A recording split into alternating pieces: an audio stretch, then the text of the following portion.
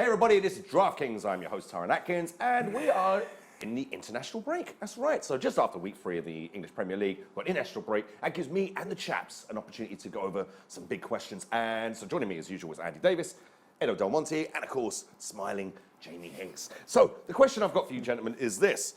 The transfer window is gone.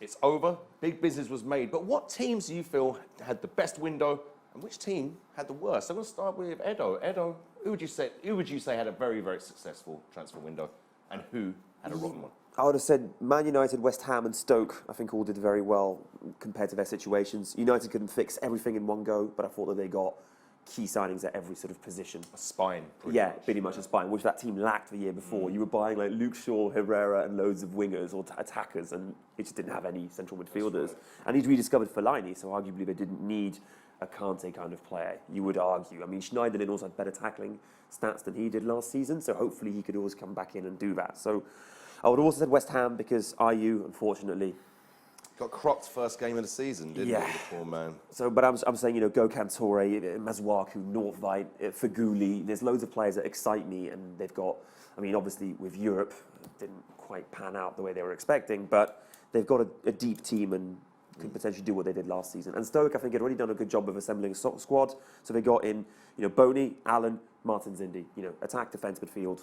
Loved it. They were really looking for a striker because... Okay, so those are our winners, but who failed? Who had a pretty tragic... Ultimately, I think I'm most disappointed by Sunderland because... Generally. Yeah. Not even the transfers. It's not even the transfers, but Sunderland. I mean, we were laughing at them last week for getting all of United's sort of cast-off youngsters, and even what they did recently just isn't enough. I mean, Papi Djiliborgi, I'm happy to see him start, but I'm not really that excited. Yeah, Januzaj, okay, fair enough, that's decent, but they needed way more players than that, and yeah, I'm really worried. Hull saved themselves last minute, so I'm going to sort of maybe give them a reprieve. And Burnley, I'm not that convinced by either, but yeah, that's... the people of Hull are relieved at your reprieve, I'm sure. Jamie Hinks. Jamie, which team had best business and who had the worst? I think Manchester United had the best business. I agree with Edo. They added a world-class striker for free. Yes. And even if we took prices out of it, I think you'd still say, wow, United have managed to get Zlatan. They've managed to get Pogba, regardless of how much he cost them. He's a great player and will continue to be, in my opinion. And also they've got Bailly, who looks very solid. As we've said, they've got a spine there. I think the worst team in the window. I mean, I think it's harder to find a bad team than is a good team. I really struggled looking at this earlier. Well, who had bad business, I suppose? I mean, it doesn't necessarily be a struggling team. Sunderland are my great example. You've got like, Love, Djiliborgi, McNair, Ndong, Pienaar, Denayer, Januzaj, Manquillo, none Basically, they're either washed up or they never will be. It's just like you go on Football Manager and you look in the pool of free agents and you're just like, you know what, I'll just have all of these. Or you sort by value and you just pick out a load of players that might be interested. I also think Southampton had a pretty bad window. I think they lost a lot and they didn't add much and it all seemed very scattergun. Same thing I think with West Ham. I don't think they had that good a window. I think some of those signings are already showing they're maybe not quite accustomed to the Premier League. Torre looks very hot and cold. I like Masuaku.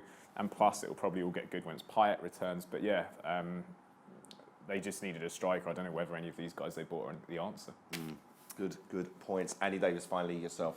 Yeah, I mean, I agree with the United comment for the best. I'd add to that City. I think they've come in and bought a lot of potential. I think we've only seen one of the new signings play so far. We've got Gundogan, Sane, Gabriel Jesus, Bravo as well.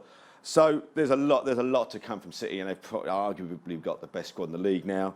I also think Leicester did pretty well, seeing as they managed to hold on to everybody apart from Kante, and they've not gone and sort of splurged money. They've kept faith in the transfer system that got them to where they are. So I'm interested to see how Slimani does, linking up with Mahrez. So yeah, I'd say City and Leicester as additions to United. And the worst window, in addition to Sunderland and the other clubs you mentioned, I'd say Everton have had a pretty dodgy window as well. There was a big promise of a lot of money and a lot of investment. Well, they have been attached to a lot of players, but really they got mugged off by Sissoko in the window. That was plain. I mean, he's a prick for not picking the phone up and saying I don't want to sign for you if the rumours are true. Oh, did he ghost them? In the medical. Yeah, by all accounts, the agent contacted Everton and said he'll sign for you. And then when they went to ring Sissoko, he just sort of went, Oh, Jesus. and that didn't answer the phone. But on top of that, 25 million for Balassi, I'm sure Palace would have put their hand off.